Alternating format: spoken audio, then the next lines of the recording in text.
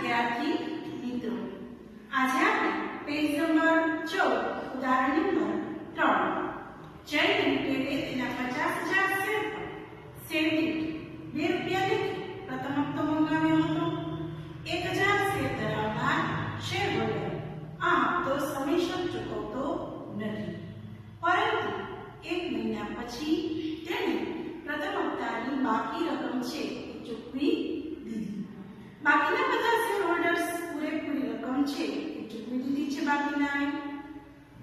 તો આપણે બે પદ્ધતિ દ્વારા આ દાખલો કરશું, જેમાં એકમાં મળવાના બાકી હપ્તા ખાતું ઊભું કર્યા વગર અને બીજી રીતે મળવાના બાકી હપ્તા ખાતું જો ઊભું કરવામાં આવે તો વિદ્યાર્થી મિત્રો, સૌપ્રથમ આપણે મળવાના બાકી હપ્તા ખાતું ઊભું કર્યા વગર આ નોંધ જોઈએ તો આપણે આ દાખલાને બે વિભાગમાં વહેંચી દઈએ. તે પદ્ધતિમાં તો પહેલી પદ્ધતિ છે મળવાના બાકી હપ્તા ખાતું ઊભું કર્યા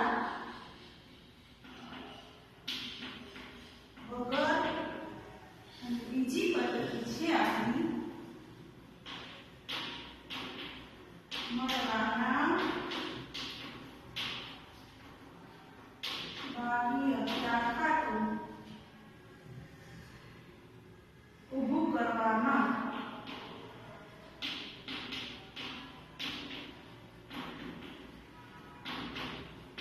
આવે ત્યારે એક છે મળવાના બાકી હપ્તા ખાતું ઊભું કર્યા વગર, અને બીજું છે મળવાના બાકી હપ્તા ખાતું ઊભું કરવામાં આવે ત્યારે. તો સૌપ્રથમ આપણે શું મંગાવશું? તો શેરનો પ્રથમ હપ્તો. એટલે સૌપ્રથમ અહીંયા શેરનો પ્રથમ હપ્તો આપણે મંગાવીએ છીએ, એટલે શેર પ્રથમ હપ્તા આપણે ઉધાર હપ્તો મંગાવીએ છીએ 50,000 શેર પર 2 રૂપિયા લીધી, કેટલા આવશે? 1 લાખ. તે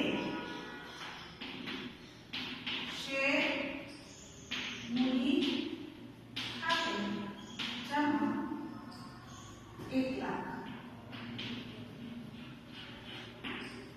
એવી જ રીતે વિદ્યાર્થી મિત્રો, મળવાના બાકી હપ્તા ખાતું ઊભું કરવામાં આવે ત્યારે આપણે શું નોંધ કરશું? તો એના માટે આપણે નોંધ કરશું આ જ નોંધ આવશે, કારણ આપણે શેરનો પ્રથમ હપ્તો મંગાવીએ છીએ માટે શેર પ્રથમ હપ્તા ખાતે ઉધાર 50,000 ગુણ્યા 2 એટલે 1 લાખ. તે શેર મૂડી ખાતે જમા 1 લાખ. વિદ્યાર્થી આ બંનેમાં સરખી જ રહેશે. મળવાના બાકી હપ્તા ખાતું જો ઊભું કરવામાં આવે તો પણ, અને મળવાના બાકી હપ્તા ખાતું ઊભું કર્યા વગર, કારણ કે આપણે સૌપ્રથમ પ્રથમ હપ્તો મંગાવીએ છીએ. હવે આપણે પ્રથમ હપ્તાના નાણાં મળે ત્યારે જો મળવાના બાકી હપ્તા ખાતું ઊભું કર્યા વગર હોય તો કઈ રીતે નોંધ કરશું? તો એના માટે સૌપ્રથમ પૈસા આવે છે. કોના આવે છે? પ્રથમ હપ્તાના. એટલા માટે બેંક ખાતે ઉધાર 50,000 ગુણ્યા 2 કરતા આપણે 1 લાખ રૂપિયા મંગાવ્યા, એમાંથી આપણને 1,000 શેર પર 2 રૂપિયા લઈ પ્રથમ હપ્તાની રકમ મળતી નથી. તો 1,000 ગુણ્યા 2 કરતા 2,000, 1 લાખમાંથી 2,000 જાય એટલે આપણે મળે કેટલા? 98,000. બેંક ખાતે ઉધાર 98,000, અને આપણે મળવાના બાકી હપ્તા ખાતું બનાવતા નથી, એટલા માટે ડાયરેક્ટ શેર પ્રથમ હપ્તા ખાતે જમા 98,000. એવી જ રીતે અહીંયા આપણે મળવાના બાકી હપ્તા ખાતું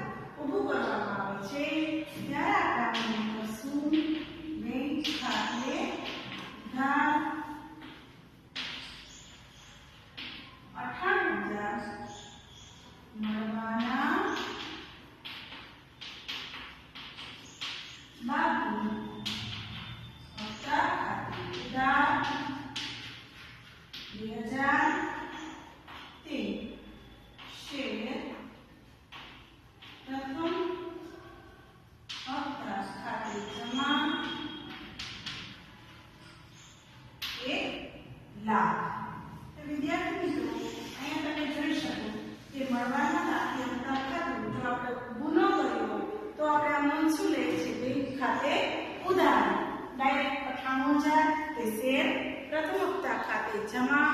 જ્યારે જો આપણે ઊભું કરવામાં આવે બેંક ખાતું તો આપણે આમ શું કરશું? તો એના માટેની આપણે આમ કરશું કે બેંક ખાતે ઉધાર, મળવાના બાકી હપ્તા ખાતે ઉધાર, શેર પ્રથમ હપ્તા ખાતે જમા. ત્યાર પછી આપણે છેલ્લો સંજોગ જોઈએ તો પાછળથી એટલે કે છેલ્લે પ્રથમ હપ્તાની રકમ બધી ચૂકવી આપી. તો હવે આપણે પાછળથી આજે 2000 નો બાકી હપ્તો છે એ આપણે મળી ગયો છે. તો આપણે આમ નોંધ કરી 3 કરશું. શેર હોલ્ડર પાસેથી મળવાના બાકી હપ્તાની રકમ આપણે મળે ત્યારે પાછા પૈસા આવે છે માટે બેંક ખાતે ઉધાર કેટલા કરશો? આપણે બાકી કેટલા હતા? 2000 શેર પ્રથમ હપ્તા ખાતે જમા 2000. ત્યારબાદ તમે જોઈ શકો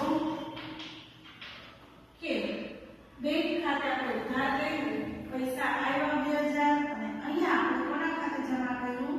શેર પ્રથમ હપ્તા ખાતે, કારણ કે આપણે મળવાનું બાકી હપ્તા ખાતું ખોલેલું નથી. જ્યારે અહીંયા આપણે મળવાનું બાકી હપ્તા ખાતું ખોલેલું છે માટે અનોંધ કરશું. શેરહોલ્ડર પાસેથી મળવાના બાકી હપ્તાની રકમ મળે ત્યારે અનોંધ કરશું. બેંક ખાતે ઉધાર 2000 મળવાના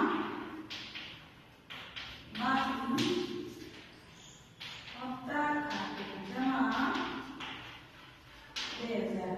તો વિદ્યાર્થી મિત્રો એ તમે જોઈ શકો છો કે બેંક ખાતે ઉધાર 2002 માટે શેર પ્રથમ હપ્તા ખાતે અને અહીંયા આપણે મળવાના બાકી હપ્તાનું ખાતું ખોલેલું છે માટે બેંક ખાતે ઉધાર તે મળવાના બાકી હપ્તા ખાતે જમા. બીજી બાબતો ખાસ ધ્યાનમાં રાખવી કે બાકી હપ્તાની રકમ વાર્ષિક હિસાબો બનાવતી વખતે વસૂલ થયેલી ન હોય તો બાકી હપ્તાની રકમ મંગાવેલી શેર મૂડીમાંથી આપણે બાદ કરી અને દર્શાવવામાં આવે છે. જ્યારે બીજું છે મળવાની બાકી રકમ, હપ્તાની લેવી થયેલ તારીખથી ખરેખર ચૂકવેલ તારીખ સુધીના સમયમાં કંપનીના આર્ટિકલ્સ ઓફ એસોસિએશનમાં એ જણાવેલ દરે વ્યાજ છે એ વસૂલ કરી શકે છે. જો આર્ટિકલ્સમાં વ્યાજનો દરનો ઉલ્લેખ ન હોય તો ખાસ યાદ રાખજો 2013 શેડ્યુલ 1 પ્રમાણે ટેબલ F મુજબ બાકી હપ્તાની રકમ પર વધુમાં વધુ 10%નું વ્યાજ છે એ વસૂલ કરી શકે છે. જો કે આ કંપનીનું આવા વ્યાજની રકમ છે એ કંપનીના ડિરેક્ટર્સ અથવા તો સંપૂર્ણ કે અંશતઃ એટલે કે પૂરેપૂરી માફ કરે અથવા તો અડધું વ્યાજ માફ કરે એવી શક્યતા ધરાવે છે. એક બાબત ખાસ ધ્યાનમાં રાખશો કે મળવાના બાકી વ્યાજ હપ્તા પર વ્યાજની ગણતરી કે તેની હિસાબોની અસર આપણા અભ્યાસક્રમમાં નથી. એટલે આપણા જે મળવાનો બાકી હપ્તો છે એના પર વ્યાજ આપણા અભ્યાસક્રમમાં નથી. તો વિદ્યાર્થી મિત્રો આપણે બંને રીતે દાખલો જોયો. મળવાના બાકી હપ્તા ખાતું ઊભું કર્યા વગર અને મળવાના બાકી હપ્તા ખાતું ઊભું કરવામાં આવે ત્યારે તો બંને રીતના દાખલાની આમનું સૌપ્રથમ નોટ ડાઉન કરશો. હવે પછી આપણે ઉદાહરણ નંબર 4 માં આપણે જે વ્યવહારો છે એ જોઈશું કે કઈ રીતે આપણે વ્યવહારોની અંદર આપણે અરજી, મંજૂરી, પ્રથમ હપ્તો અને આખરી હપ્તો કે છેલ્લો હપ્તો કઈ રીતે આપણે ટુકડે નાણાં મંગાવશું, જેની આપણે નોંધ ઉદાહરણ નંબર 4 માં શીખશું કે આપણે કઈ રીતે કયા ચોપડાની અંદર અરજીની આમ નોંધ, મંજૂરીની આમ નોંધ, પ્રથમ હપ્તાની આમ નોંધ, આખરી હપ્તાની આમ નોંધ કઈ રીતે કરવી. જો તમને પરીક્ષામાં પૂછાય